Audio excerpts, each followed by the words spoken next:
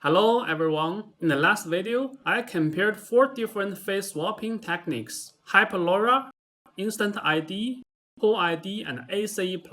InstantID did really well with portraits where the face is turned at an angle. It also blends the swapped face incredibly naturally into the original image's lighting, but it has one big problem. The swapped face it creates doesn't always look like the original face.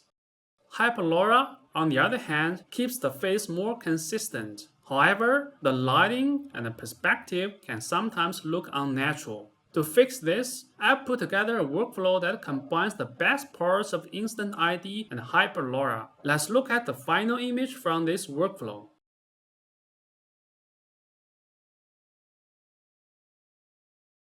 How does it compare to the original face?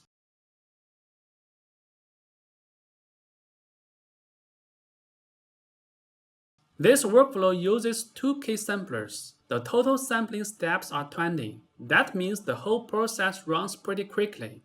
I set the CFG down to 1 because we are using an SDXL Lightning model.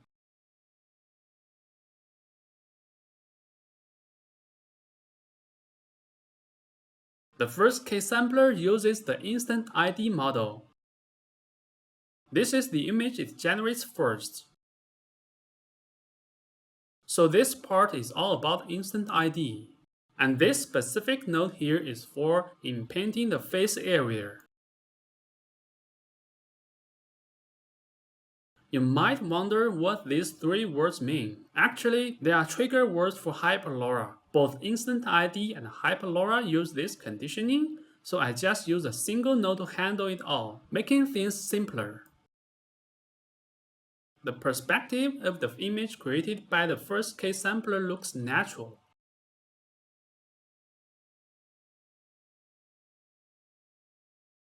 The face angles are the same because I imported a cropped version of the original portrait into the image KPS port of the Apply InstantID node. However, after HyperLoRA does its second pass for inpainting, that perspective might start to shift and look unnatural. To prevent that, I use a depth map and control net. They help lock down the perspective and keep it consistent.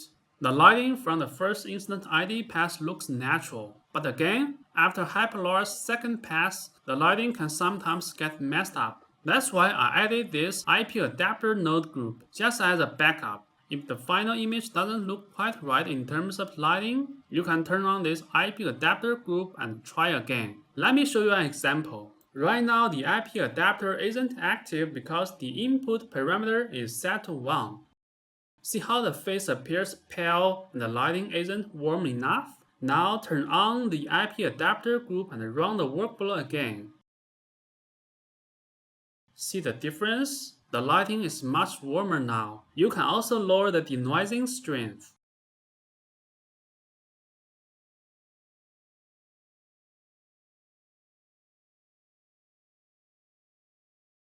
Okay, even without the IP adapter active now, the face lighting still looks warm. Perfect.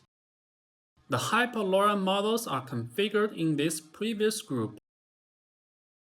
Along with the SDXL Lightning model, the final output image replaces the cropped face in the first node. This cropped face is then pasted back onto the original portrait using the Restore Crop Box node. During face swapping, it's common to cut out the face and process it separately.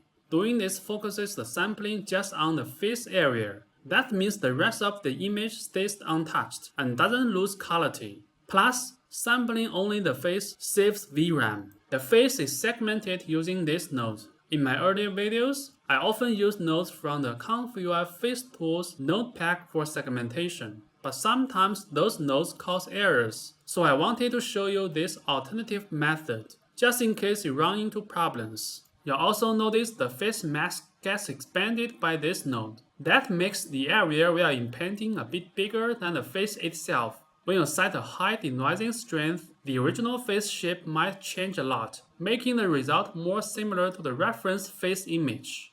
So, I really hope this workflow helps you guys out. If you have any cool ideas or suggestions, definitely drop a comment below. I'd love to hear them.